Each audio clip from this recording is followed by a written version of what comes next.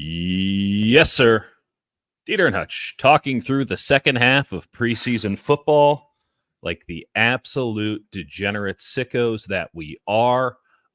Thank you to anyone and everyone who is joining us, which is no one thus far, but they'll be here soon, Jake, I promise. That's right. We're going to talk a little bit about this first half of Raiders and 49ers. Wow. What a night. What a Friday. I mean, if you could make plans in any direction, I think you say, I want to watch some preseason football. That's it. I'll give them this. Brock Purdy looked great. I really liked what I saw from Brock Purdy. I know that the stat line will say no touchdowns and an interception. I don't put that interception on him. No, Debo looked like he was phoning it in a little bit, which, to be honest, don't blame him. Probably do. Don't blame him at all. I'd phone in as well. I can't believe they're playing him. But yeah, listen, that is what you wanted to see from a first-team offense. Once they got in the end zone the first time, I was content with how it had gone. They continued to play a little bit more. Not sure if that did anything for me. Did it do anything for you? I will say no. I mean, the first-team offense, I think the most notable thing outside of Purdy, the run blocking, and Jordan Mason, like an absolute bull. Also looking stellar is Isaac Guerendo, who's still out there, still chugging. He should be. You know, frankly, the second half of preseason, I'm not somebody, I mean, I'm barely watching. You can see where we're at in the game with NFL Jesus there in the middle. Shouts to those who know. But Guerendo is the second coming of Raheem Mostert. I mean, except he's bigger. It's straight line speed. He moves like him. He's upright runner. I'm a big fan of Isaac Guerendo conceptually. And I think that we could see in practice what it could look like down the line. I want to be clear about this from the jump. The Raiders suck with their first team. So I don't know what the fuck a third team is going to do out there. Yeah. But Mason and Guerendo looked fantastic. I thought Purdy looked really, really good. That throw he had to Kittle was special. Kind of stupid, but special. I thought even better than that was his throw on the run to the right that hit Chris Conley. Oh, yeah. That kind of side. I mean, if Caleb Williams made that throw, which, by the way, he has in preseason, but if Caleb Williams, the number 1 overall pick, made that throw in a game, it'd be all over Twitter and Instagram and YouTube, like, oh, the second, Lisan Al-Gaib. And Brock Purdy just out here making that throw, and I don't even think that the NFL or the 49ers reposted it. It's now just become commonplace. I'm not going to start some Brock Purdy disrespect discourse, but the dude is really, really fun to watch, and I feel bad for people who don't watch him and just think that he's some game manager, because frankly, no games are being managed with Brock. He is out there slanging that thing, and it is fun as fuck. I think anybody who actually had to watch Jimmy play, and then you go from watching Jimmy to Brock, it's not even like, it's like, you know what you're seeing. Right. And I think the 49ers didn't really need to like see Purdy out there. I think he wanted the reps, which is fair. But I think I needed to see it, Jake. I needed to see him play good quarterback. Like, frankly, you needed a reminder of like, oh yeah, this is what he can do out there. And what I got reminded of, and we both had the same reaction. We're like, oh, that's vintage Russell Wilson. That's right. The ball that shouldn't be thrown, that's perfectly placed, Yeah. that gets in there. The literal last second you could possibly have of spinning out of the pocket, throwing on the run, just making magic stuff happen. His pocket presence and that short area quickness, it just gives him so much flexibility to be like, whoop. And there's nothing you can do as a defender to prepare for that. So that was good to see. Mason again. Pooney's still looking solid. Yeah, I really liked the run blocking today. And shouts to Nick Sakelj. We've given Nick Sakelj plenty of gruff on this channel. And listen, I haven't gone in and really dug deep. I didn't notice him breaking down in any pass coverage. I thought he was really, really good as a run blocker, both at guard and at center. So I think Nick Sakelj is on this team. I think that's really good tape. They clearly have confidence in him. And I think today, for the first time, you can make the argument that they're not completely unfounded in having some confidence in that guy. I think we should also mention Jacob Cowing. Now, he had a catch in the second half. I don't give a hoot about that. We know what he can do on that side of the ball, and I think that the hype might be pushing a little bit too much, but midway through the season, he could be a player for this team. Like, I think there's plenty of reason. I'm not saying don't get excited. I'm saying maybe let's not extrapolate it to where it's already been extrapolated to. But as a punt returner, he looks like he has a lot of promise. And I know that the numbers today don't necessarily, you look at him and you go, didn't he have a good game punt returning? Their coverage teams are shit, both in return, coverage. I mean, everything is bad outside of the returners. It's like Richard Hightower is running a shadow government from Chicago or something. It's tough to watch in that regard, but Cowing and Garendo, they got their returners covered, man. They are set at that position, not just for this year, but for years to come. Two things. They just tried to run just like a quarterback power, I think, quarterback sweep with Dobbs, and he got murdered. I think Cowing might have missed his block. That said, he actually looked like a good blocker for a guy who's smaller than I am. Cowing. I know. Cowing. The Nuge is in, just blocking like a motherfucker. Oh, yeah. There it is. Love the Nuge. Here's the thing about Cowing. Yeah. They don't have Ayuk. They don't have Pearsall on the field. He actually looks like a guy who can play wide receiver and has like the ability to take the top off the defense. He's got enough speed where like Conley like doesn't really have speed, but like he can run routes and he's crafty and he's got size. Yeah. Cowing just like separates and can make plays. He is everything Ronnie Bell was promised to be. Like, there's a lot of similarities in their game, and you might be like, don't put that on him. Like, Ronnie Bell is a pretty good route runner, and Ronnie Bell does find a way to get open. The problem is that Ronnie Bell then doesn't catch the fucking football, like, ever. It's honestly quite depressing to watch. Whereas Cowing not only catches it, but then gets yards after the catch, and he looks like a really good draft pick. And again, it wouldn't shock me at all if called into service, whether that be in week 1 because of the 49ers wide receiver situation with, as you just mentioned, Pearsall out and Ayuk, who apparently traveled with the team. So weird. I saw everything's weird. Walking in. Sign the fucking contract. Sign the fucking contract. Or not. Play on the 5th-year option. I don't give a fuck. Get to work. I don't care anymore. I'm so over it. I do. Can I get this point in on Ayuk? Because I'm like, get it off your chest. How many goddamn meetings have they had? Not with his agent, but with Brandon. Like, someone brought this up to me today. Like, why do they keep meeting with the player? That's so weird. I can't think of another situation like that where it's just gotten into a strange emotional zone where Brandon Ayuk can't. I told Larry Krueger this last night on the stream. Like, I've always felt like this was not suited for Brandon Ayuk, this whole wide receiver diva thing. I've been on that for months, that he's, and again, I don't mean this to denigrate him, or I mean this in a positive way. We're all different. Right. Everyone's a snowflake, whatever. But like, he's a sensitive guy. He's not an extroverted dude.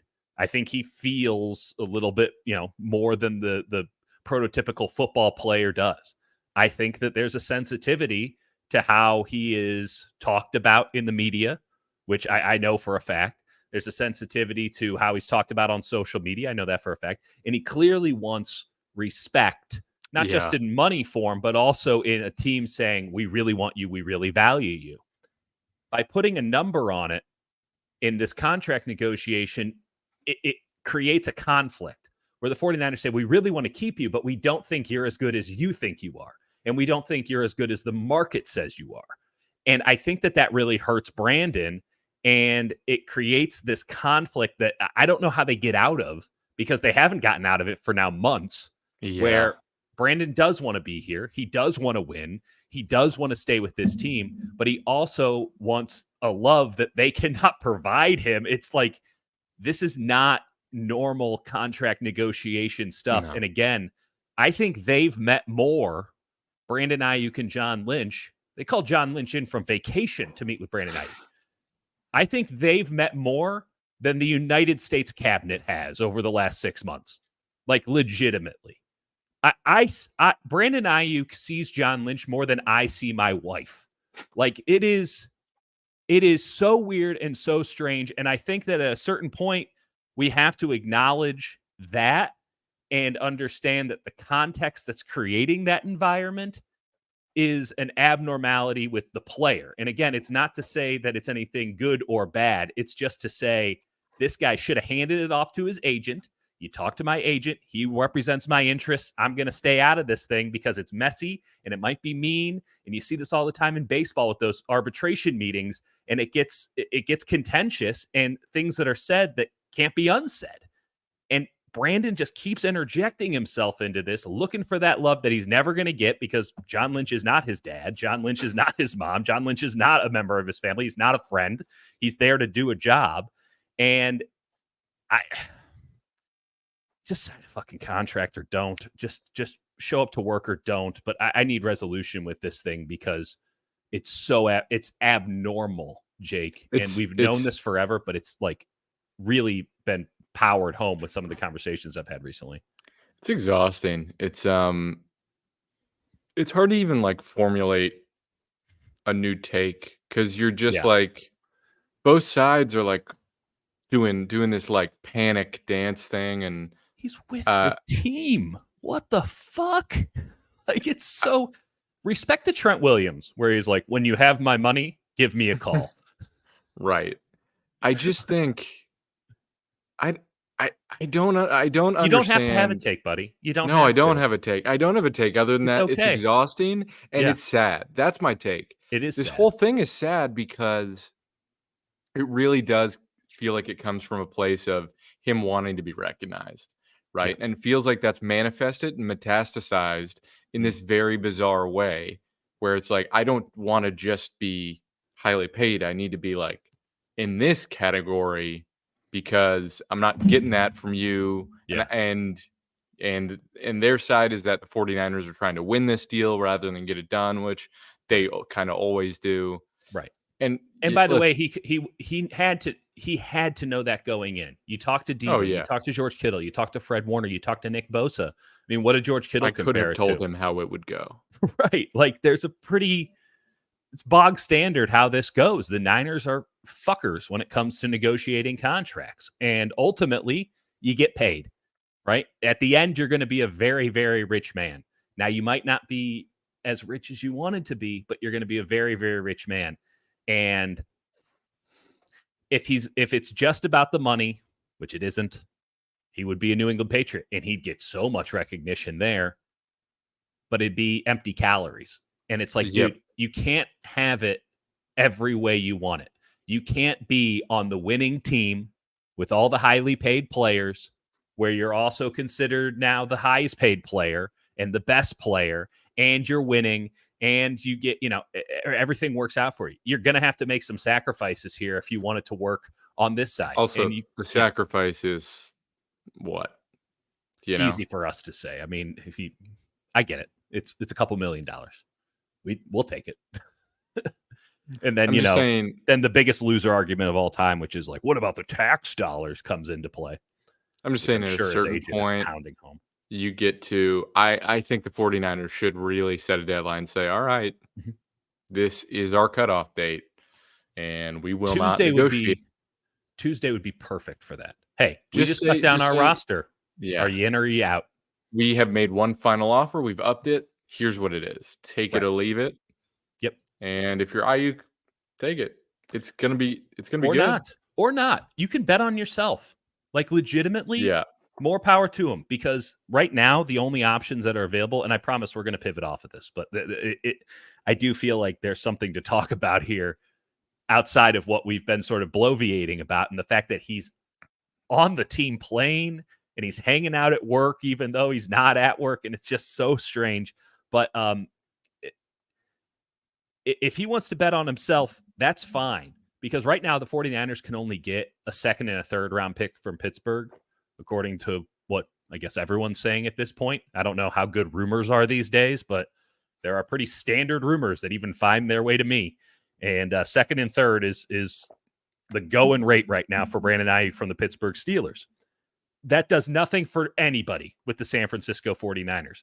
They were asking for 2 first-round picks this past offseason before the draft. The Steelers offered him 1 and a couple other picks and a player. I think it was Firemouth. And the Niners are like, no, they overplayed their hand. And then they came out and they said, okay, we want a first or players that can immediately help us. And a couple of teams came through. And here's Amari Cooper in a second. And the Patriots had either Judon or Uche. Pretty good deals. Pretty good deals. And then you go, okay, Brandon, these guys will give you the money you want. And we're going to take a bit of a hit. It's not as good as it would be just having Brandon Ayuk, but like this is resolution and we can and then you can pivot and go like acquire another receiver if you want. That's right. We can make this work. I mean, especially the Amari Cooper deal with Cleveland, but he goes, oh, I don't want to go there. Those teams suck, which he's right. But like also, okay, then what are we going to do about, I want to go to Pittsburgh. Well, Pittsburgh isn't going to throw anything worthwhile in because they don't have that much that's worthwhile. They're certainly not going to give it up because their entire point is trying to take a mediocre team and make it good, as if Brandon Ayuk can do that. That's their prerogative, not mine. And so that it's a second and a third. Well, the 49ers can get a second and a third for Brandon Ayuk at the end of this season. Easy. I don't think he'll ever get a first again, but it would be a second and a third on a guy who's going on to the franchise tag. I don't think they'd have a problem making that deal happen. So why would you take it now going into a season where you think you can compete for the Super Bowl, right or wrong? But you should think that. Why would you take that now? I have no problem with Brandon Ayuk playing on a 5th-year option. No problem at all. Be a little weird, but ultimately we just all get over it because everybody's playing on a 1-year deal in the NFL, baby. Not for long. Not for long. I heard Lo Neal say that on the pregame broadcast. I almost crossed off my NFL bingo board. Yeah. To be fair, Lo Neal actually did play in the NFL for a long time, so he's probably the last guy I'd want to hear from that. But he's not wrong. He's not wrong. Okay, so Tuesday would be a good day for the 49ers to say take it or leave it. We need a roster. I'd imagine that this weekend they're going to try to get something done with both Williams and Ayuk, not as if they haven't been trying. Maybe they try a little bit harder with Williams. Yeah, maybe just try a little bit harder. Yeah. Preseason's over. We got some time to think about some stuff. They're certainly going to be spending a lot of time over the next couple of days making phone calls to teams around the league, not just to shop guys that they're clearly going to cut just to see if they can steal a 7th from somebody for a Sammy Womack, something like that, but also, getting a read on guys who might be cut and maybe trying to cut the line with a 6th or a 7th so that they can bring someone in. They got to get a defensive lineman. I mean, the fact that Floyd and Gross Matos got hurt, regardless, they needed. Listen, I think you can make a very compelling point for both a nose tackle and a defensive end on this team. Mm-hmm. I'm not even saying a compelling point. They need someone. They have 8 theoretical defensive linemen, and 2 of them I'm talking about are Kevin Givens and Robert Beal, who aren't world beaters. So you're just they're on. Beal had a nice game today, which he needed, frankly. He did. I like Sam Aquanu, but I thought Aquanu looked really good today. But he looks good. But you know what we're talking about here, though. Sam Aquanu is not somebody who should be counted. Get a guy who can be in the rotation, and you go, oh, he's not going to collapse into himself like a neutron star, right? Yeah. You just need some sort of competence, a body. They have to do something. So I think they're going to go light 8 and then sneak a roster spot, save one.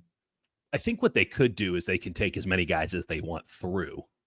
And then an Alex Barrett, why start treating him with respect now? Alex Barrett, you had a really good camp and a couple pretty good preseason games. So you made the roster. Shit. There's this other guy that just got cut that we're going to sign. So sorry there. And also we've now deprived you of your ability to sign with another team and make a 53-man roster. So there's something to be said there. The Niners could be fuckers in that regard too. Did number 5 just false start? No, just kidding. Sorry. I kind of thought Josh Dobbs. Bill Vinovich out of the game. Kid. Yeah, that's tough. That's tough. What happened? I don't know, but he just disappeared at one point, and I just saw him on the sideline. Yeah, I see him right now. He's looking confused, letting other guys get the reps. It's Yeah, it's preseason like for him Kyle too. not calling the game. Bill Vinovich is like, we're going to let the That's side actually judge take this. I know it's probably an injury, but if that's what he did, where he's just like, "Nah, I'm good. No, I'm gonna play the first half, get my jogging in, but I'm good." And Tay the Martin ultimate, fumble. the ultimate power play. Listen, I can watch the second half of this game some other time if something Yeah, interesting happens. you're not missing much. They're keeping two quarterbacks beyond, obviously, Brock Purdy. I think that they showed their hand on who they prefer. I think they're probably right. I don't mind having Josh Dobbs on the team because if you have a whole week, like if you know Purdy's out, and this is a great point by you last time we talked. Like if Purdy's out and you know going into a week Purdy's not going to play, toss Josh Dobbs in there and see if the chaos agent can make something happen for you. Yeah.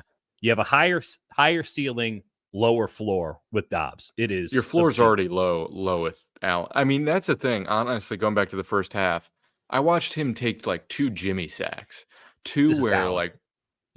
Where Brandon Allen just went, he stepped up, he saw pressure, he stepped up, Yeah. and then instead of like throwing or continuing to step up, he turned around back into the sack. Yeah. And then another time, he saw one coming from the right tackle and he went, "Oh no." And then he walked into it again. And I went, that is a chasmic gap from Brock Purdy. And it's a reminder that if he goes down, it's all over. Right. Yes, that is the Tom Moore school of quarterbacking. Right. We don't practice fucked. But I want to shouts to you with the take last time we talked. If you need someone to go in and play a couple series because Brock is in the blue tent, you go with Brandon Allen. Yep. Because he'll get him into formation. He might be able to make a throw or two. He'll be able to hand it off to Christian McCaffrey 5 times in a row without any incident. If you put Josh Dobbs in that situation, you might have lost the game by the time Brock Purdy comes back. You might also win it, but it's just not worth the risk in that scenario. But again, if you have a whole week, you're like, well, let's fucking see how this goes. We lose by 50, so be it. But we can also win, which is not really something that I think you can reasonably say with Brandon Allen. Of course, that's not how Kyle will handle it, but that's where it stands. Can we talk about depth tight end, Jake? Yes, please. You and I have both been, and I think everybody who's been paying attention have been of the mindset that tight end's pretty much solid, locked up, 3 jobs, and it's going to be Kittle, obviously, Eric Saubert, who's just a blocking god, and then Braden Willis, who they've given a lot of reps to, and some good, some bad, like in the playoffs. Preseason. Right, like he's the next guy in, and as of this week, even with not a great week of practice, which I both saw and heard, because at a certain point, I'm like, I'm getting nothing out of this. They had no pads. I'm not getting on 880 to watch a bunch of guys run around in shorts and no pads. Regardless, even with him sort of fading a little bit as of late, I just still thought, well, he's actually kind of an upgrade over Ross Dwelly because you can reasonably put him in at fullback, H-back stuff. You're feeling okay about it, and then Saubert's in as the Charlie Warner replacement, and you actually can really do some interesting things in 2 tight end sets. And then they re-sign Logan Thomas, and you're like, what the fuck is up with that? That's weird. And Jake Tonges, who has just been steady and like really clean, Tonges. He's been really impressive all camp, and it's one of those things that you just sort of stick in the back of your head because you don't think it matters. But I think it mattered today because he was much better than Willis, not just as a catcher, but as a blocker too. And that was jarring to see such a contrast at this point in the preseason. Yeah, you got Kittle and you got Saubert, and then there's Willis, who, dude, him and Latu are just, whiffing on blocks left and right, man. The Latu blocking is really bad. I And he's can't really even bad talk at special teams. I can't even talk about Latu because You're anchored. I'll talk. I've just had, I watched him in the draft, going into the draft. You know how I feel about him. He was the only tight end that you said was not draftable. You're like, I don't have any beliefs about tight ends in this class other than this guy. Don't draft him. And then they drafted him.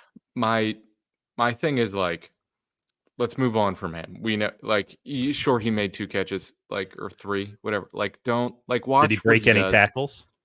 Tim Ryan was getting like angry watching him on the broadcast. He was like, "You cannot make those mental mistakes." Like he ran the wrong direction on one play. Moving Yeah. on from him, um, Yeah. him and Willis as blockers, they're just not. You can't trust them. You No. really can't. No. And Tonjes, every time I see him, he's doing the right thing. Right. Every time listen, the ball comes to him, he's catching it every time, just reliably, not What a like standard. not like superb, crazy No. athleticism. Catches it every time, can turn up field a little bit, not like a crazy athlete, but No. has a little bit of it. He's Yeah. got good size. Yeah. He's not the best blocker I've ever seen, but he's like in the right spot and holding up and not I folding thought like he a lawn was chair. I thought he was stunning today as a Oh blocker. my God, that was an insane interception by Darrell Luter. Luter's a good player, man. And they gave Luter- Sammy Womack a lot of reps today to say, hey, take the job from Darrell Nope. Luter. And boy, howdy, did he ever You're not gonna do that. actually have to watch this one because I'm I'm not watching sure for anyone when we post this in the morning. That's a very special play. Darrell Luter, it was like a fluttering ball to the back corner of the end zone, and Luter just like He caught it over the shoulder. He Willie Maysed it. that was wild. That was a great play. Incredible. So He's on the roster. We'll get to corner in just a sec, but Yeah. to close out the tight ends thing, Kittle and Saubert, I think there's a route where like Tonjes is the third. I don't think they're going to do that. I think they keep 4, and it's going to be Willis and Tonjes because I do think there still is upside with Willis, and I think maybe that's something that jolts him. They keep 4, and he becomes like He's not there's good maybe at special teams either, though. That's another issue. I know, which is why I think if it was me, I would keep Tonjes as the third and just go with that. Yeah. But I kind of think they're going to keep 4 just for the sake of saying, really, we're going to cut 2 of our draft picks at tight end. Like, it's not a great look. Not that that's the whole thesis, but like I still think they see a little bit of upside there.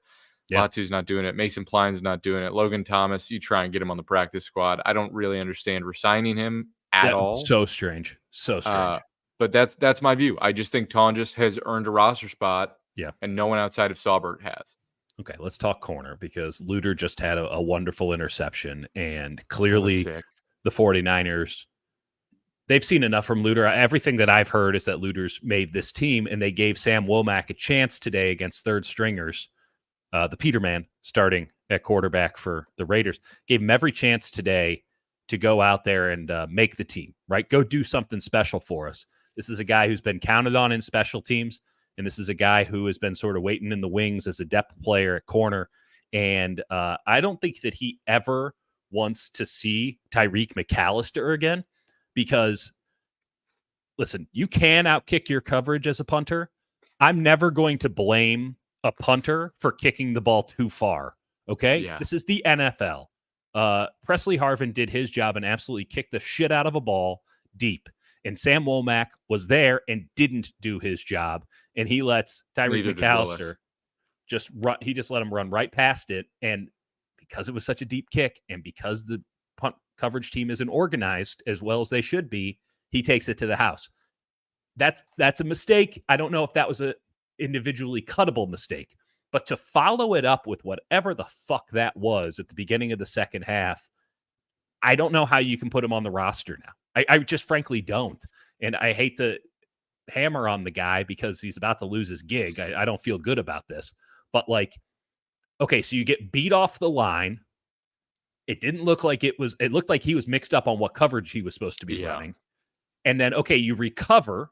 You then immediately interfere, but not interfering enough in order to stop him from making the catch. And then he just turns and runs into the end zone.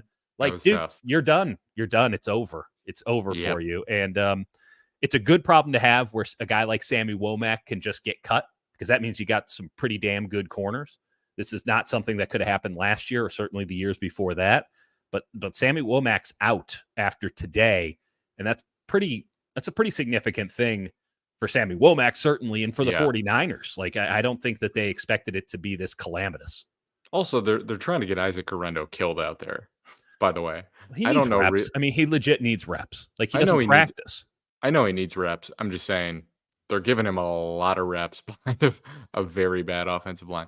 It wasn't a contact injury. It was a non-contact injury. let the guy That's get some fair, contact. and he is physical. He might be the He needs biggest reps. guy on the field, by the way. That's true. At corner, yeah, it's like right, just to like for anyone who ends up listening to this in the morning, and there's a Trent Taylor sighting. I almost forgot about him.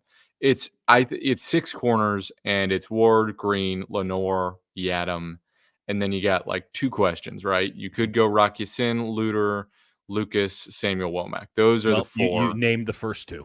The first 2 made the I team. I named the thought first Rock 2. Ya-Sin was marvelous today. I know that Rock he wasn't Ya-Sin, perfect, but he Rock made a couple Ya-Sin, really good plays.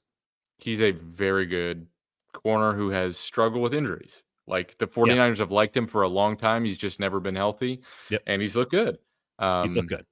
And Listen, then I think, he's not gonna stop the run. He's not gonna do a lot of stuff, but he could be a special teams guy and a depth corner. And you can do a whole lot worse if for 2 weeks you have to play Rock Ya-Sin on the outside when Diamador Lenore slides inside. You won't have to, because Renardo Green's going to take that job, and our man Renardo didn't have the best back-to-back plays today. But he did make some plays earlier. He did. And one of those was like, yeah, they weren't great, but I understood what went wrong. I just think it's got to be Luter over Womack, and then Chase Lucas has shown me very, very little to nothing. So I think that's what you have to do at corner, and if they do anything else, I'd kind of be shocked. Ronnie Bell and Cam Latu, they're both done. Today was their day to make a team, and I didn't see it. The fact that this was Cam Latu's best NFL game speaks volumes. It's just when your tight end is out there, and every time he's involved, you go, like you can't have him on the team. I'm sorry. This is why Kyle can't call plays in the preseason. He feels it too much. He can't do it. Alex Simon, our good friend Alex Simon, with of course the question of the day. Live chat, we're gonna be coming to you here. Would they dare go with 2 punters? No, but I wish they would. Our guy Nick Wagner, I tried to like play devil's advocate. I tried, and he was like, "I'm not talking about punting with you." I'm like, "You're not sick enough. You're not sick enough in the head." And I was like, "They should have a punt off." And he's like, Wishnowski was good last year, and Harvin's been inconsistent. I'm like, I don't care. I'm seeing a goddamn golden leg out there, and if I don't get to see more of it, I'm gonna lose my mind. I am watching genius take place on a football field, and you're just gonna cut it. You're gonna you're gonna let the Seahawks or the Rams or the fucking Cardinals get this guy?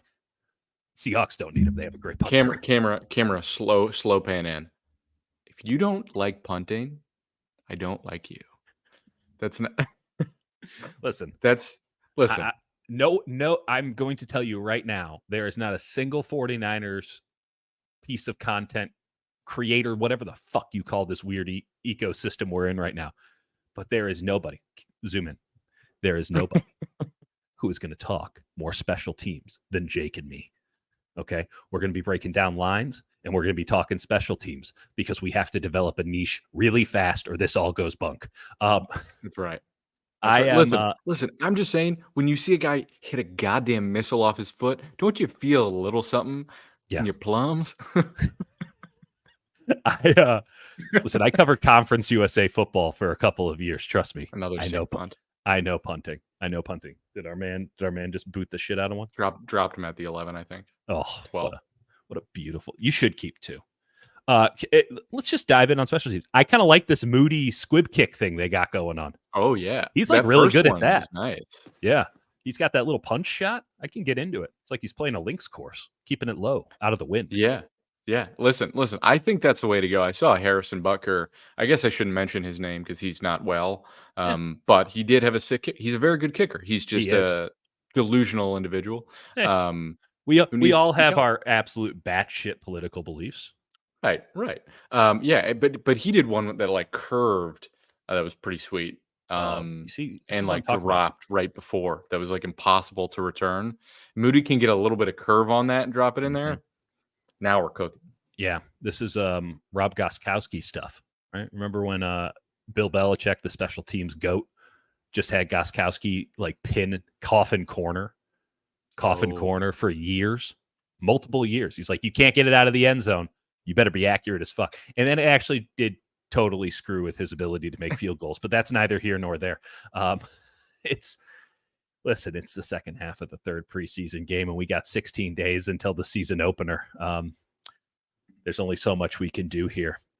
Anything shock you in this game? Anything stun you? I mean, I think the Tonjes thing with Willis is the biggest revelation, if I could call it that, from today. I think that's the only fundamental shift. I mean, I wasn't shocked, but Jordan Mason, like on that one catch where he like cut up field, like I knew he had like a tiny bit of wiggle. Yeah, but like that cut was impressive. I was impressed. Are we talking about drafting Jordan Mason in fantasy football this year just in case?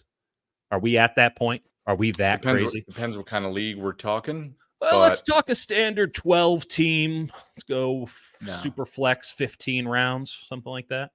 No. Okay. I would say waiver him.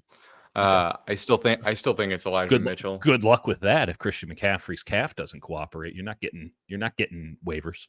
You're not getting waivers on a dude.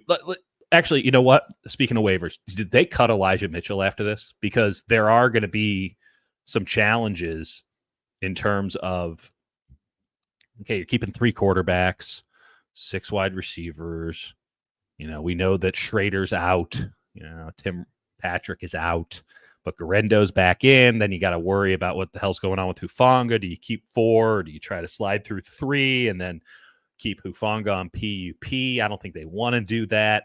Obviously, they're going to try to add on defensive line to be sure, maybe even offensive line at cut down day. 5 linebackers or 6 is still in question. Like there's a lot of stuff. And I'm just thinking to myself, does this team need Elijah Mitchell?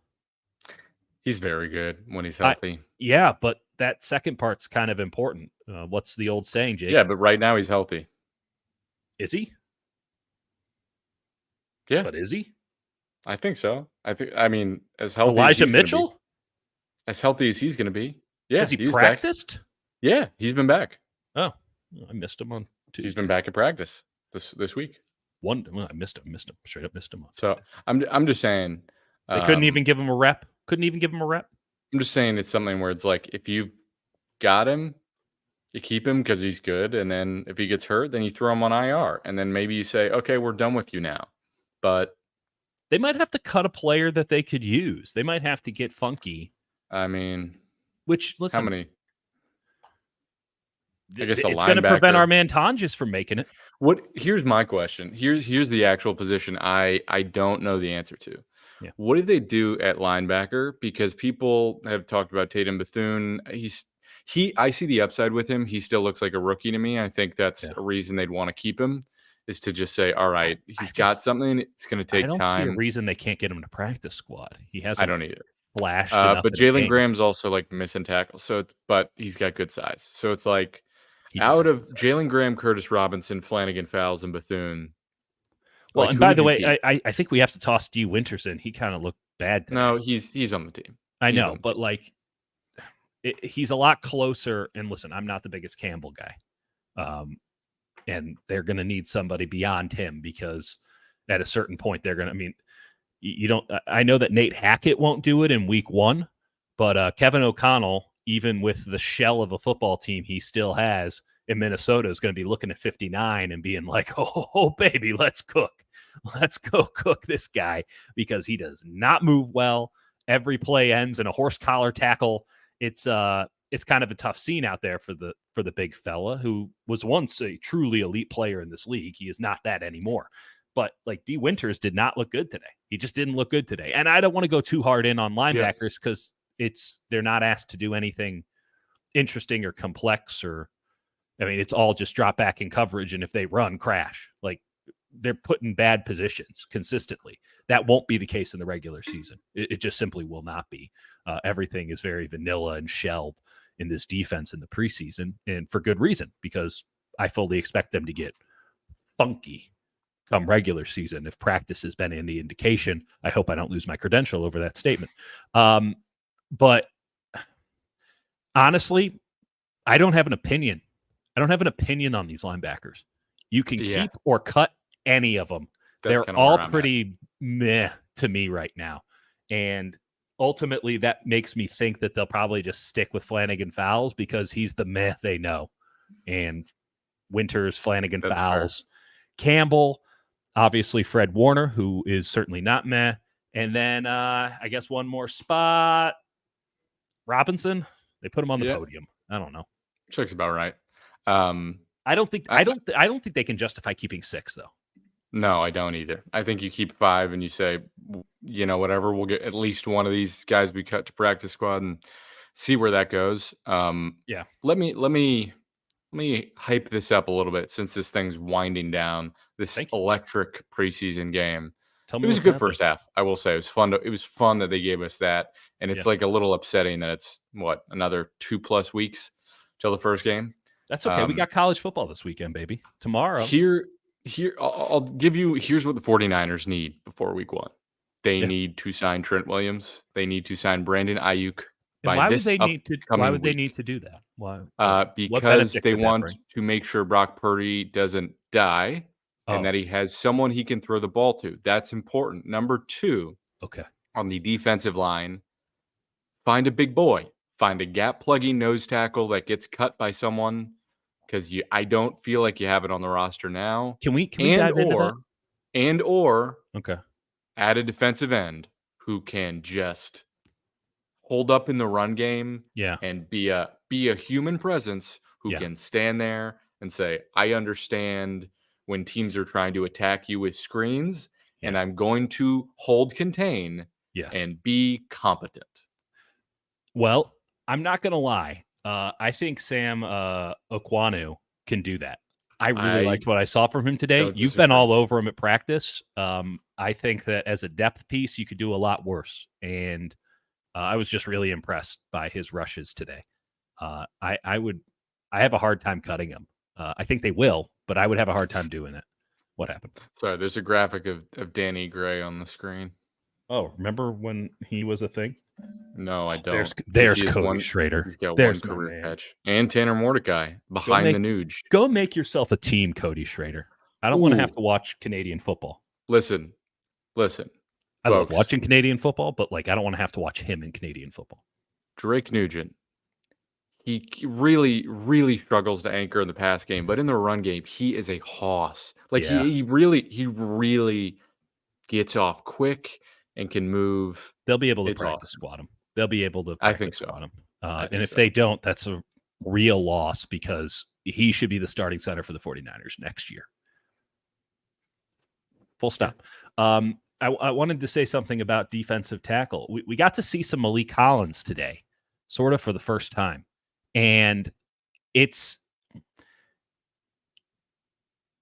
I was a bit surprised. I watched a lot of Malik Collins with the Houston Texans, and there was a bit more nuance is not the right term, versatility to his game that I saw with Houston, where he did some interesting stuff. He could hold his position, break off in the run game, obviously got into the backfield very well, and you go, oh, this is actually a pretty good all-around player. And again, it's preseason and it's vanilla scheme, but I was actually a little bit stunned. He still has that ability to get into the backfield. It's just the Javon Hargrave model again, though. Sorry, Latu missed another block. Okay, well, so Cam Latu's playing in the fucking fourth quarter of the third preseason game. If anyone thinks he's not getting cut, he's getting cut. I'm sorry, I shouldn't be watching the game. Yeah, you're being a sicko. That's degenerate behavior. I just looked and I saw him turn around the wrong direction as somebody tackled the running back, Cody Schrader. Regardless, I was a bit concerned about Malik Collins's performance today, and I don't want to put too much onto it, and I don't think he played poorly, but this one gap shit, I don't think it's gonna work. I don't think it's gonna work. Can you expound on that for the listeners at home? Are you talking Chris Kasurek, just hyper aggression of the defensive line? So their entire scheme is predicated on explosion off the line and penetration into the backfield. And at face value, that sounds good. If you're in the backfield, you should be able to make contact with a running back or a quarterback in the backfield. And those are big time plays. The issue is that you can get caught out by gap scheme blocking on the offensive line, traps and drags and all this stuff. And beyond that, there are really good running backs in the NFL these days who are able to maneuver in the backfield at levels that only Barry Sanders could do in the past. And what we've seen now time and time again this preseason is the 49ers just shooting the gap. Everything is about shooting the gap. There's a space, go between the space. And what's happened is opposing teams are running into the spaces that are vacated because the gaps that are being protected are more than the gaps that are being filled. And Fred Warner cleans up a lot of that. So again, I don't want to go just too deep into it, but man, this was an issue for the 49ers last year. Let me say something about that. Yeah. In the Lions game, I pointed that out when I was previewing it. I was like, they're going to demolish the 49ers in the run game. They're just going to gap them and double team and get to the second level. As coaches say, out physical them. And I pointed that out, and a guy went, "Oh, the run game doesn't matter. The running game doesn't matter." He said that before a playoff football game. Yeah, and he's like, you only score by throwing the ball. And I was like, listen, I know it's cool to shit on the running game as like a negative EV play. Was this a 49ers fan who said this? Yeah, and it's had not he the reality watched the 2019 NFC playoffs? Did Tanner Mordecai just tush push? Well, all I know is this: Drake Nugent is making believers of many folks out there. But to go none back more to the point, so than ourselves, the original Drake Nugent believers. That's right. The point is that, and the Lions exposed the hell out of him, man. They did expose the shit out of him. It was an issue well before. The Arizona Cardinals exposed the shit out of him earlier in the season. And every team that played once Eric Armstead's foot went, bleh, they were just the one gap stuff. I'm not arguing that it's not a solid foundation, but you need to have a bit more complexity because offensive lines, particularly late in the season, when there's some cohesion and understanding, these offensive lines, now they have the tape on you. They can counter it. Even in the worst offensive line era, perhaps in the history of football, with the way that guys are coming out of college where, you look at, we've talked about this a million times with Jarrett Kingston coming out of USC. I mean, they're just not even getting coached. It's embarrassing stuff that's happening at the college level, and it's proliferated every level of the game, save for Jim Harbaugh's Michigan. And so you have these guys who are coming in just raw. They're just bodies that have never been asked to play the position with any nuance or complexity. And now they're getting tossed into the NFL where you're going up against world-class athletes. I mean, just you want to talk about like the best athletes on the field? Elite level defensive end is one of the scariest humans on the planet. Oh, yeah. A defensive tackle. Don't start me. And then a defensive tackle who can do what like an Aaron, like just think about Aaron Donald. And I know it's an extreme example, but Aaron Donald, while seemingly a nice guy, is an absolutely terrifying concept of a human being. Oh, yeah. He's 300 pounds. He's as wide and deep as he is tall, and he can pick you up and throw you 10 feet in the air. Like genuinely. And he has such burst off the line that he can probably run the 100 meters in like 10.5 seconds. I mean, did you remember the Geno Smith clip where Geno Smith saw Aaron Donald on block? This is an NFL quarterback who is like once like a star in college who's just like, he's seen it all. Geno Smith has seen it all. Been in the league for a decade. And he saw his life flash before his eyes. Aaron Donald's coming towards him, and he yells out in practice, "Oh, fuck!" Throws it away. Just throws it away. And I would, dude, one of the absolute perks of our job is that we get to see the speed and physicality of we almost get numb to it. The speed and physicality of NFL players. You might have seen a high school game. You might have even been lucky enough to see, low-level college games. I've been on the field for SEC championship, and this is not a flex. This is just, again, it's a perk of the job. I've been on the field for a Pac-12 championship game, an SEC, a lot of SEC games, and I've been on the field for NFL practices, NFL preseason games, and even NFL games. Not recently, but certainly in my professional career. And man, it is physically jarring to watch it up close. Like, you get a little bit of PTSD after the game. It's like watching 100 car crashes in a row. You feel it in your chest. It rattles your spirit. You're getting nervous being around it. Think about the scampering that we do in practice when two guys who are slowing down are coming towards us on the sideline. And you're like, oh, fuck, we could die. There's a little bit of that every time. Again, which is why when I see people who are my size out there, I go, buddy, what the hell are you doing? Jacob Cowing. And you're like, how? This doesn't make sense. And then eventually it doesn't, because they play 5 years in the NFL, and that ain't good. But I am consistently flummoxed by the speed and physicality of the NFL. And when you talk about a defensive lineman at that weight and that speed and that strength, there's nothing like that on the planet, man. There's nothing like that on the absolute planet. I don't even remember the original point of this. I think your point was probably about Trent Williams or something. I would try to get the guy who can stop those guys in camp. Right. Let's stick with that. It is, yeah.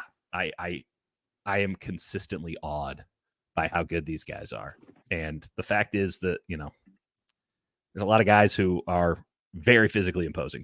It doesn't matter. If anyone remembers in the comments what the fuck I was talking about before I went on that tangent, let me know. Who knows, man? What else do we need to cover here? I mean, that's what I was going to say. We got, I think we're at the 2-minute warning here of the preseason. The 49ers, by the way, the not confirmed, but the likelihood is that in order, you can basically, NFL teams can either decide, all right, training camp is over, locker room is open, but you don't get to see practice, or we're going to keep practice open, but you don't get to talk to the players yet. And the likelihood is that the 49ers keep practice open, so we don't go in the locker room. And I think they can do that for like another week, and then it's the regular season. That's the rumor. And that's the rumor. So why would they do that, Jake? Why would they do that? God, Windhorse, such a legend. Windhorse fingers. I think probably because one, they don't want. Well, actually, one reason, just so players aren't asked about Brandon Ayuk and Trent Williams every single day. I think that's the reason. That's the reason. That's the reason.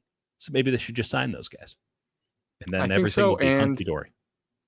I would be pretty surprised if it goes another full week and they don't sign at least one of them. Yeah. I think everyone's expecting that Trent Williams gets signed. It's a pretty straightforward negotiation. You see what Tristan Wirfs got paid? Give me more. And the 49ers go, yes, sir. Yes, sir. I mean, let's... Yeah, that's the other thing. Alex makes it one thing. Oh, well, let's go to Alex's point. Heaven forbid we haven't had enough points from Alex. But if Ayuk is still around, he would technically be available to the media and open locker rooms, right? Technically, yes. But he wouldn't be. No, he would. From He'd what I saw, room. He's also an injured player, so he could be in the training room, and they can do stuff with "quote unquote" injured players where you don't have to talk. Yeah. Also, I don't. But he's been to his locker yet. Galaxy Brain thought maybe he wants to talk. Now that's Galaxy Brain. I'm going to make a point here, and I'm going to remember it this time. They took away Trent Williams' second locker. Yes. Malik Mustafa is currently sitting in Trent Williams' second locker. He's scared, too. I would be petrified. And I'm wondering how that's going to go down if Trent Williams shows up. You'd be like, oh, the fuck is this? Do you think that's part of the contract negotiations? I genuinely was about to say that. Do you think... another Galaxy Brain thought. They're saying, Trent, we actually don't have enough lockers to give you your own until after cuts. I'm not showing up. After cuts, we will give you a locker, your second locker back. Yeah. And we'll pay you all the money you want. But until then, we actually do need the space because it's training camp. Yeah. So Wednesday this week. Tuesday. I mean, I hope that it's open locker room by the time that happens so I can see Trent Williams pick Malik Mustafa up. And who's, by the way, yeah. It's getting a little cringy out there with some of the comments, regardless. He's a ripped young man.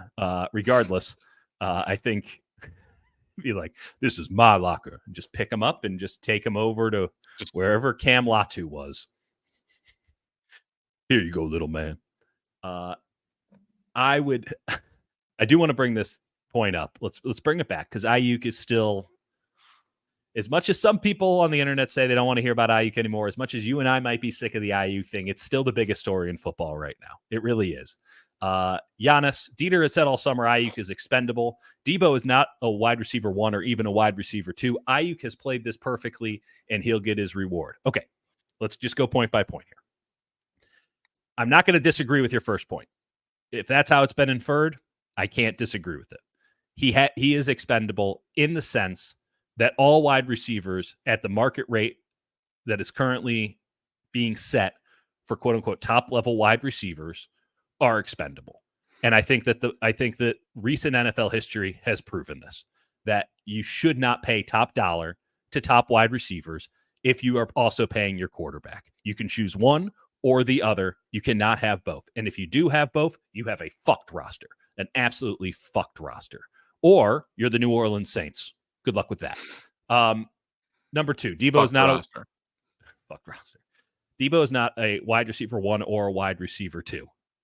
I mean, you had a good point until you got to the second part of it. Debo isn't a wide receiver 1. He's a Z receiver. He has a hard time against press coverage. We knew that. We saw it today in the preseason against a scrub. He couldn't get off of press coverage. That corner for the Raiders made a hell of a play. Credit to him. But that's on Debo, right? That's a basic dig route. That is a staple of the 49ers offense for a decade now. That is a staple of Debo Samuel's game, and he couldn't create enough separation on a basic dig route to beat a third stringer who then made a great play to create an interception. So he's not a wide receiver 1. Debo Samuel's going to have a fucking monster year, though, and he's absolutely a wide receiver 2. Real quick, and as much as there's the thing of like, oh, Ayuk has all these pieces around him that are taking the focus off him, Debo has either had Emmanuel Sanders. They had a trade for Emmanuel Sanders. Granted, it was, I think, Debo's second year. Maybe it was his rookie year. But they had to trade for Emmanuel Sanders. And then I think the next year, it was 2020 disaster. And then Ayuk came in. Maybe Ayuk was 2020. Yeah. Well, and they had some real issues there, right? When Ayuk was in the doghouse or Ayuk hadn't figured it out because they went all in on Brandon Ayuk, the concept, and it never actualized until the last 2 seasons. And in that period of time, you also had a very different quarterback, that should be noted, who couldn't throw it to the outside to Brandon Ayuk even if he wanted to, which he didn't. And so Debo Samuel was not just the focal point of the offense, but at points he was the entire fucking they made the plane out of Debo Samuel. And it took them to an NFC championship game. It was incredible to watch. But they started 3-5, and then they said, how can we kill Debo for the rest of the season? And Debo said, I cannot die.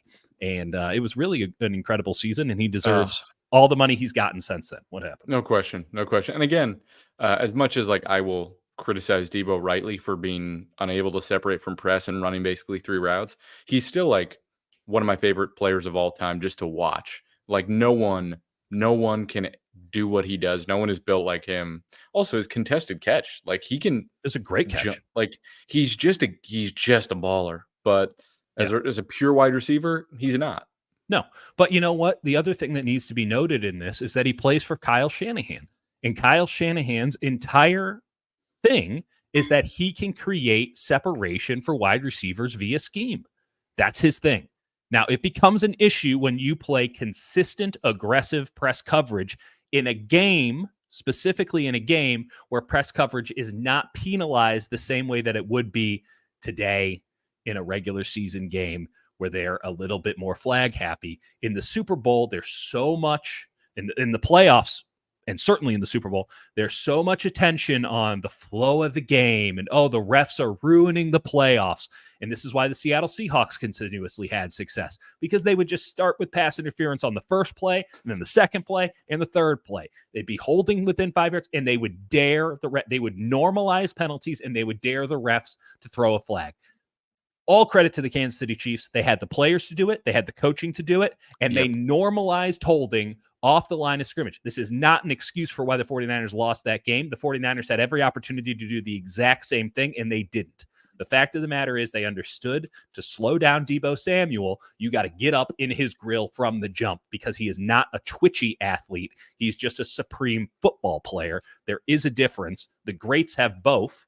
Deebo Samuel has never been considered one of those all-time greats, right? He is Hall of very good football player, one of the funnest football players that you'll ever see play. His 2021 season is as good as anyone has ever played for a 10, 12-week stretch. No one is going to take away Deebo Samuel's ceiling, but he is not a player without warts in the same way that maybe a Justin Jefferson might be, or whomever the new flavor of the week is. Certainly a Tyreek Hill is a player without warts. So what are we watching? Watching the Raiders drive and like an insane one-handed catch over the middle that he almost certainly didn't catch. I have a feeling the Raiders are going to be really, really bad this year. 100%. Wait, what you have to see this catch. For those listening, Samuel Womack, decent coverage, one-hander over the middle. That's Womack, that's not on Womack there. No, that's the thing. I think that guy caught it. No, he did. They said he did. Number 82, down Keaton. now? Michael Keaton. Doesn't matter. He's a player. Is he a player? Who knows? We're sick. There's 35 seconds left in the final preseason game. Oh, and it's my man, Okwanu. Okwanu. Oh, pull rush into his lap. I'm telling you, man, there's something there. And there's a reason. Here's the thing. They didn't cut him when he was out for like a week, which is like they needed defensive ends, and they did not cut him. Yeah. They easily could have, and with most guys who are just duds, you do. But they kept him around. So imagine Giannis coming back in on the Deebo thing, apparently, and not taking a good thing and running with it. Deebo runs one route. Yeah, and he's gone for thousands of yards with it. You could do worse. You could do a whole lot worse. I'd argue he runs like 3. Okay. But okay. They're all pretty much the same thing. Yeah, that's true. It's all. Are they going to 5 yards field goal to tie the game? No. Well, there's no overtime in but like, go for it on 4th and 15, you coward. Antonio Pierce actually is trying to get back all the money he lost in those car dealership situations by betting the bejesus out of this game. And he had the tie, which I'm sure would have given him really good odds. Listen, the 49ers have 3 timeouts in 16 seconds. I'm alleging match fixing. And a kickoff. There is no OT in overtime. So there's no I'm issue. just saying you got 16 seconds in this kickoff. I don't know what they keep cutting to Kyle Shanahan like he has something to do with this. He's not doing anything. Yeah. Kyle has as much influence on this game as we do. We also have headsets and a microphone. At least we're using ours. I mean, Kyle's just hanging out. That's right. You have anything else you want to add about this illustrious preseason with 16 seconds to go? I'm not sure that all of my fears about this team have been quelled by today. Not that they could have been, but like this team really does feel like it has 9 wins written all over it right now. That's like a low point. I don't think the bottom's going to fall out or anything, but this team's currently set at 11.5, and I've just never felt stronger about pounding the under on something in my life. I think that their schedule is a bear. I think that any slip-ups at the beginning are going to loom large late. I just look at what happens once the calendar flips to October. They get that game against New England in week 4, and that's the last cupcake game they're going to get for the remainder of the season because I'm bullish on Arizona, and I think that Chicago by week 14, leave the Caleb Williams out of it. Chicago's defense has a chance to be really special this year. You want to give me a play-by-play on what's happening? So Carlson, being a loser, kicked it deep into the end zone. So I think it's going to start at the 30. And will Kyle have the guts to air it out with 16 seconds? I guess it's not Kyle. It's Clay Kubiak. Clay Kubiak should put Danny Gray on the field. They're going to one miraculous play. They're going to kneel on it, and I think that's a mistake. I think you should, they're going for it. Okay, so out wide, it's I have no idea who that player is. Is that Tay Martin? Is that John Shea Kirkland? It's Tay Martin, Mason Klein, and Trent Taylor. Oh my God, Trent Taylor dropped it. That's unacceptable. Launch it. That's unacceptable. Well, I don't think Mordecai made a hell of a play. Oh, it Trent was a hell of Taylor. a throw. That's what I'm saying. A- I'm a little and bit ahead of you then here. That What do you actually would want? have had a chance to catch it, timeout, very quick out. Are they going to get a pass interference deep down the Who field? the fuck knows? I'm just saying. Flag. They throw in a flag for throwing it to Trent Taylor in that situation. It's called an illegal procedure, bad coaching. Personal foul defense. What? Oh, Did he rough the passer? No, they're saying 53 who came in on that play. Oh, he led with did. his He helmet, did almost murder Trent Taylor. I will say. but the ball bounced off of Oh. Trent Taylor's hands. That's not on. That's Yeah, bad you call. shouldn't really get to call a penalty when a guy drops that pass. So Let's for see. those of Let's you, see. No, let's see how big Tanner Mordecai's arm is here. yeah, for those of you listening, 49ers are at the 45, their own 45-yard line with 7 seconds to go. You're about to see it. Three timeouts. This is egregious. That is awesome. Yeah, let's see how far Tanner Mordecai can throw it. 1 yard. He can throw There's it 1 1 yard. second left. Oh my! The There's 1 drama, second. the excitement, the If they need- absolute depravity of this You moment. have Jake. to just throw it. Like you can't go this far and then just kneel on it. I do want to mention one guy, Chris Hubbard is his name. Chris Hubbard, 61. He's not making the team. There had been some suggestion that he could make the team. He's not making the team. Okay, Tanner Mordecai, can he get it deep enough? No. Are they going to run goalpost? Whoa! Hey now. This is weird. Oh my god! It's all happening. The ball is still alive, Hutch. Oh, it's still alive. This might be the greatest play in the history of the NFL. No. Oh Tanner, my god, go. You can't go. throw it. Oh, he threw it forward. Come on. Well, oh, no. Flag? Where's the flag? No. He threw it forward. Doesn't matter. Anything that happens does not matter. Oh, Tanner Mordecai ruined what was an excellent play. There were That roughly was so 7 cool. laterals. Oh my god. Number 60, Gutierrez. Dude, Gutierrez just saw. There's no way one of those offensive linemen did not just injure themselves. That was incredible. Shanahan's laughing his ass off. He should. You know what? That was the most entertaining play of the game. That was fucking hilarious. Brock Purdy had 2 elite level throws that got me excited for 49ers football. That was somehow the best play of the game. I'm going to rewind it. We're going to do a play-by-play here. Genuinely, unironically, we are going Dieter, we are going to take this play, we're going to rewind it, and we're going to do like a mini film breakdown. And this is going to end the podcast, and I'm going to cut this up as its own clip because this is the most entertaining thing I've seen in. Okay, so let's establish first and foremost that the 49ers at this juncture, and maybe we'll intersplice this after the fact. I don't want to get copyright hit right now. The 49ers are at, I believe, the 45. Yes, their own 45-yard line. There's 1 second left. It's 24-24. 7 seconds left. I apologize. Or maybe I'm a play in front. Your play behind. Trent Taylor gets roughed up, and then regardless, it's still it's 1 second and 45-yard line. They throw it deep. There's a mass of humanity. The Raiders get their hands on it first, okay? And this is at roughly the 6-7 yard line. Yeah, Trent Taylor comes down with it at the 10. The ball bounces back to Trent Taylor. Yeah, it bounces off a Raider around the 6-yard line, bounces into Trent Taylor's hands around the 10.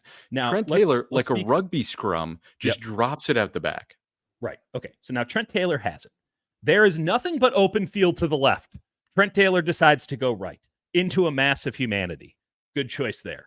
And I mean that sarcastically. He is now being tackled by 3 different Raiders and Mason Pline, who has somehow got caught up in the matter. Tay Martin is standing there wondering what the hell comes next. Very rugby scrum-like. Now, Trent Taylor has the wherewithal, maybe he's down, maybe he's not, to throw the ball straight into the air. I don't know how he even gets rid of it, to be honest. He's getting tackled by 4 players.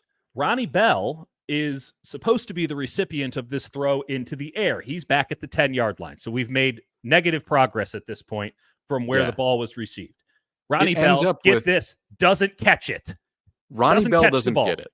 He sort of like deftly sort of kind of kicks it. sort of bats it back. It just keeps rolling.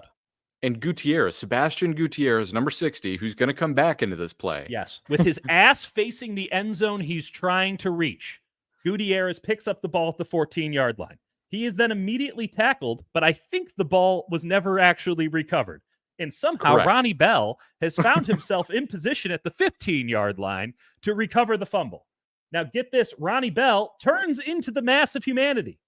He cuts right, and then he stops and cuts left. He goes right into 53, the guy who just got a personal foul penalty for roughing a player. He runs right into him. He gets the living shit hit out of him as he throws the ball backward to Cody Schrader, who now has the ball at the 22-yard line. We're going the wrong direction, folks. We're going back so quickly. Cody Schrader, of course, being the legend he is, makes a guy miss. Now, he's got Gutierrez out in front of him, and for some reason, it's some reason he decides, I'm going to throw the ball to Tanner Mordecai, who is for some reason in the play now. Tanner Mordecai does not receive the pitch. He fumbles it. Now they are at the 25-yard line. Again, going backwards. Tanner Mordecai has it. His ass is facing the end zone he's supposed to be going to. He rolls out to the right. He is now at the 32-yard line. Again, wrong direction. At the 32-yard line, he looks as if he's bootlegged to the right and is going to try to throw it into the end zone. At some point, Tanner Mordecai in this process thinks to himself, actually, I have to throw it backwards. He fails to do so. Dieter, here's the thing. He listen, he doesn't throw. Then he gets hit in the spleen. He gets hit so hard. He tries to throw it sideways. In reality, he kind of almost does throw it sideways. It's a forward pass, but barely. And Schrader ends up with the ball now at the 34-yard line. He catches it. I think he caught it at the 32, though. So it was a forward pass. Yes. But Bill Vinovich has left the game. So no one's throwing a flag. We got replacement refs on the field. Correct. Bill Vinovich, the head referee, has been on the sidelines for like the entire second half. He's wearing an NFL jacket like he's Rob Lowe. So now Cody Schrader has the ball on the sideline. Jake, you want to take it from here? Yeah, Cody Schrader, he gets it at the 32, sort of bounces back to recover, gets it at the 34. Number 36 for the Raiders just like is gassed. Cody Schrader walks around him. Now he's hauling. He's hauling down the sideline. He cuts at the back. 20. Yeah, he's at the 20. He's getting tackled. As he's going down, he somehow flips it out, fumbles it. It goes to Sebastian Gutierrez. Remember, number 60, who's all the way on the right side of the field. Who's got sort it of twice now. Kickstarted this play, the middle of this play. Now, like Robert Hunt of the Miami Dolphins, seen everything that he's ever imagined. This giant offensive lineman who's never had a moment of glory. Right now, he sees number 40, who's standing flat-footed, and he says, I'm going to run through this man's ass. He gets the ball. He's powering through. 40 throws a hand. He doesn't want any part of this. Gutierrez at this point looks like a running back from the 1920s, just an overweight monster who's like going to run for 800 yards. It's Mike and Ditka fumble in his prime. 100%. He is now throwing a stiff arm at number 91. He's carrying the ball in his left arm like a running back. He looks glorious. It's incredible. This is the best play of his professional career. He's at the 10-yard line. Yeah, he can see the end zone. He's got one man to beat. He starts at like the 20. He gets past 40. Now he's at like the 6 with 91 eating it. He stiff arms 91 into the goddamn dirt. Yep. You got number 42 who's chasing him from behind, but 91 right at the 5 catches his heel. And that glory, it's over. It's over. He tries to fumble it again and throw it out. He's down. The glory is dead. But man, I mean, I honestly, that is one of the most entertaining plays I've genuinely ever seen in my entire life. And I think Sebastian Gutierrez, who's, by the way, at the end of this play, lying down with his head to the sky. Poor K. It's fucking incredible. That was something. Yeah. And then Jared Kingston, by the way, the ball comes out. It's too late. He tries to roll it in. Kyle Shanahan is beaming even wider than we are. I mean, Gutierrez just giving it. I almost had it, you guys. I almost had it. He is so gassed. You know what? Cannot wait to ask about that play. Pooney's coming up to him, being like, "You almost had it, man." That will be the only play from this game that is ever shown again. That was spectacular. And sometimes we wonder, why we bother doing this. That's why. That was honestly, I feel like I found God. That was incredible. Remember when Dontari Poe used to do the jump passes for the Chiefs before they had Patrick Mahomes? Yeah. Yeah. That's that Pretty kind of feeling. close. I think we should end on that note. I think that's a glorious way to end it. I love big men doing little man things, and I love little men doing big men things on a football field. They don't get enough appreciation. They don't. No. And neither do we, but we're going to leave that where it is. Thanks to all the sickos who joined us. Love the back and forth. We'll do it again. We got nothing but time between now and September 9th. So we'll find a way to fill it.